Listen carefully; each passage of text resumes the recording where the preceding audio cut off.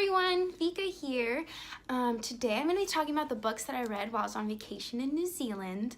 A lot of the books, all of them but one really, I don't have actual physical copies because I had them just like on my Kindle or on my phone, because when you're traveling you're already like limited with just a suitcase kind of thing, and books are heavy and big and they take up a lot of space, and so a lot of it I just had on my phone or on my Kindle. So yeah.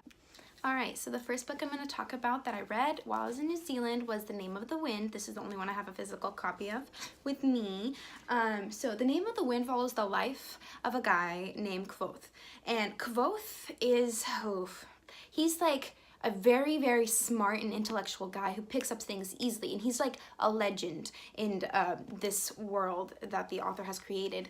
And so basically he's been in hiding and people have presumed him dead, but this chronicler, this writer, he comes searching for Kvothe and he finds them.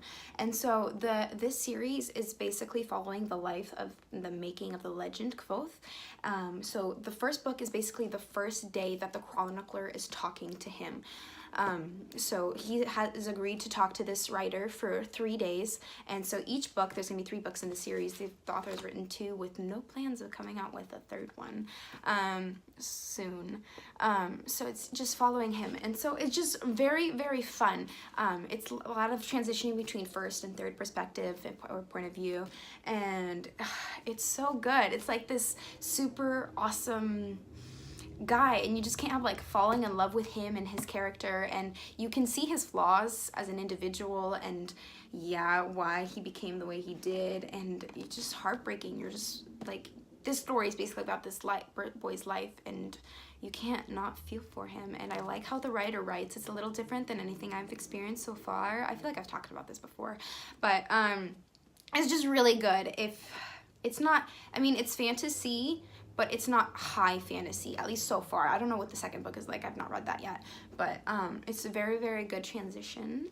Lots of important lessons, and nothing very stereotypical. It's just good. I liked it. I enjoyed it, and I feel like everyone will too. Let's put that right there. I don't know if you can really even see that. It's so far away, but that's The Name of the Wind by Patrick Rothfuss. Another book that I read was Why We Broke Up by Daniel Hadler. So this was actually the first book I read. I read it on the plane to New Zealand, and that was a long flight. But that was the first book I read, and that was not a good idea to read this book on a plane, because like when you read this book, it feels like you're going through a breakup. It's so intimate and in depth, and so I was bawling on the plane. My brother looked at me and was like, "Are you okay?" And I'm just like, man, this book is just making me cry. It's so interesting how it's done. So this book, it also comes with illustrations, and it's called Why We Broke Up. And the main girl, Min, she's writing a letter to her ex-boyfriend Ed, and basically stating all the reasons why they broke up. But not only that, she's giving him like a gift of a box with all the stuff she collected throughout the relationship. So like, I related to that because I collect like little things, like I hold on to like receipts or like ticket stubs, and I have a box full of stuff. And it was so cool. Like, so each letter or part of a letter is attached to a specific object, so like bottle caps, and like that's when they first met and whatnot. And so she's basically writing these letters, and you're like, oh my goodness, oh, my heart hurt. I felt, man, it was good. It wasn't great, but it was good. And if you want a good cry and good like breakup story, not like like you know that the relationship is failed from the start because you know they broke up, and so you're falling in love with their relationship and in love with these 2 characters, but then you know it's gonna end, and you're just like this looming foreboding like presence is there, and it's just so good. I like it. I recommend it for anyone who wants a sad story. You know, it's quick, it's super easy to read. Yeah, it was good. Another book I read that also made me cry was Where She Went by Gayle Forman. And this is the second book to If I Stay. The second book, I say a lot. I'm sorry. The second book is all in the perspective of the guy, Adam, from If I Stay. This takes place like 3 years after the fact, after Mia wakes up. and I liked it so much more than the first book. I'm not gonna lie, I didn't plan on reading the second book at all. I was like, the first book, like, okay, this is so sad, this is depressing, this girl's in a coma, she just lost her family, and why am I gonna read the second book? But it was available instantly on my Kindle, and I was like, okay, might as well.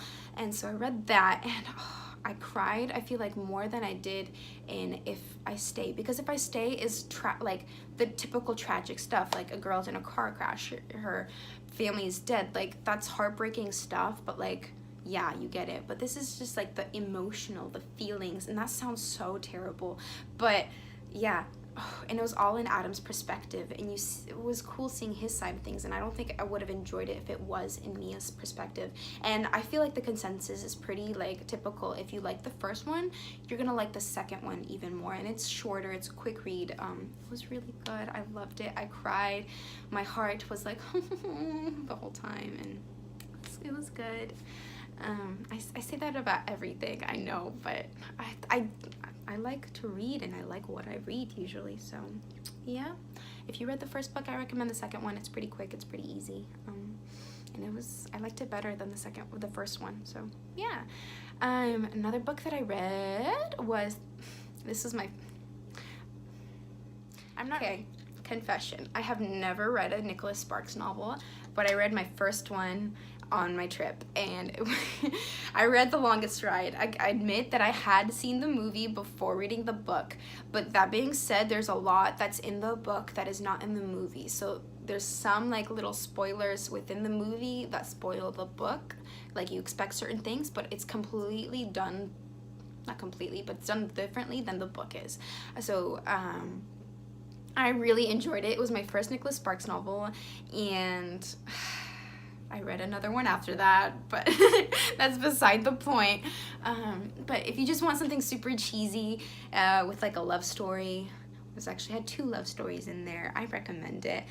So for those of you who don't know, The Longest Ride is about an art student and a cowboy, or a bull rider, shall I say, and they kind of fall in love, and it's their story. But not only that, it also has a story of this old Jewish man. He is trapped in a vehicle during a big snowstorm in North Carolina, and he's just there, and he's like dying in this car because he's 91 years old, and he's just trapped in this car, and that's been gone over the guardrail or something. And so basically how he's like surviving the next few days is how he's recounting his like love story with his now dead wife. And it was just such a sweet story, and it was just like heartwarming and heart-quenching, and I loved it. I liked their story so much more than the main couple. I feel like when I watched the movie, that was the general consensus with the girls that I watched it in with. And the book is a lot better than the movie, but I feel like things progressed really quickly within the book, like the love story, and so I couldn't wrap my head around that part of it. It was a decent, quick, cheesy read. Like, it's Nicholas Sparks, what do you expect? Like, I hadn't read Nicholas Sparks, but I expected it, and yeah, it was good. Yeah, I enjoyed it. Like, if you just want something quick and easy and cheesy, I recommend it. Otherwise, it's not for you if you're not into the cheesy whole quick romance, falling in love instantly within a few weeks thing. Not for you. Yeah, so the next book I read was a nonfiction book, proud, go me, and it was David and Goliath by Malcolm Gladwell. So the whole title is like Underdogs and Misfits and the Art of Battling Giants. So the main premise of the book is David and Goliath, and how David was able to overcome Goliath despite all the odds. And so the book focuses on things that we tend to perceive as disadvantages can actually be advantages in other aspects of life. And that was really, really fun to see, just interesting. It wasn't very long, and it was entertaining how the novel was held. Malcolm Gladwell is pretty easy nonfiction read, like anyone who's read Malcolm Gladwell knows. It's like entertaining, and it's not like deep science facts. It's like story based on like actual people's experiences, so that's good.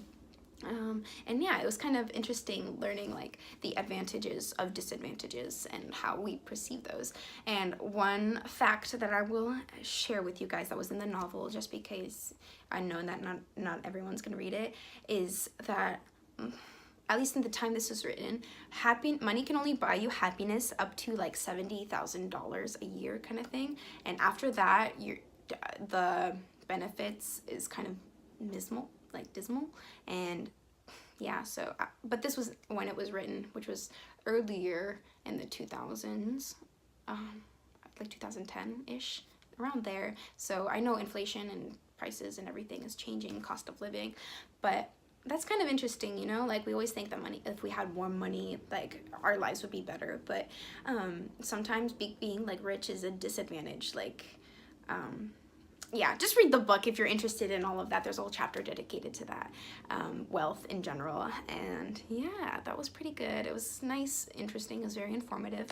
I listened to the audiobook for that one, and it was actually narrated by the author, Malcolm Gladwell, so that was kind of cool experience. That was, I don't know, like, that kind of made me more interested in like listening to it. And so, because this is like the person who wrote it, they know what they're talking about, it's passionate, it's not just like a narrator just acting kind of thing. So yeah. Another book that I read, this was also on the plane too, was The False Prince by Jennifer Nielsen, and I loved this story. It was kind of cheesy. It's YA, but basically it follows the life of an orphan. He gets taken by this one duke, I believe it is, and gets taken with some other orphans, and unknown to the general public, but the whole royal family in this land is dead.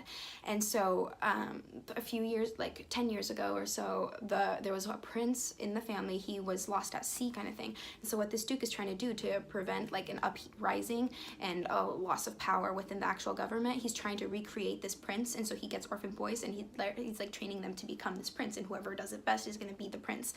And it's really cool. There's like some political intrigue and just a little drama, and this is gonna be a series. I didn't know it was gonna be a series. I hate starting series because then I have to finish them, unless I absolutely despise it, and I didn't despise this book. It was super entertaining. Like, was it like deep and profound or anything? No, but was it entertaining? Yes, it was like a nice little, like a movie, you know, like, do you watch a very deep, meaningful, do you watch movies for the deep meaning? No, not all the time, but to entertain yourself, and this book was entertaining. It was fun, and there was some plot twists, and I kind of saw some of them coming. Like, there's only so much ways you can like surprise a reader, and yeah, but it was good. I enjoyed it. If you like, it's not fantasy, but if you like YA set in like a more Renaissance-y type time, and like lots of political intrigue, there's not a lot, but yeah, it was good. It was good. I think I gave it 5 stars just because, or it's more like 4.5, just because it was so entertaining and it was easy to read. There's nothing profound about it, but it was fun, and sometimes that's all you want and can ask for of a book. It was fun. And last but not least, I read my first Rowell book, and after reading it, I don't know if I really want to read another one. I read Eleanor Park, so this had like so much praise on like the booktube and YA community, and I was like so excited for it, but I couldn't wrap my head around it. Eleanor Park follows a girl named Eleanor and a guy named Park, and they are on the same bus, and slowly their love story and how they like each other.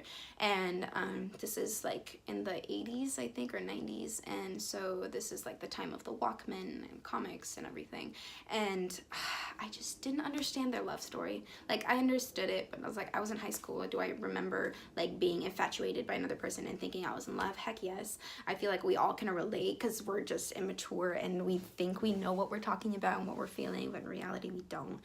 And I just couldn't wrap my head around it. I just didn't understand the relationship, and I didn't like how it was written. There was so much profanity. I thought it was unnecessary, but like, I concede, I understand. Like, in high school, where's everyone around me swearing and everything? Yes, but doesn't mean I want to read it, and it just made me kind of uncomfortable sometimes. And if you're more comfortable with that, I guess you can read it, but I'm sure it's for someone, but it wasn't for me.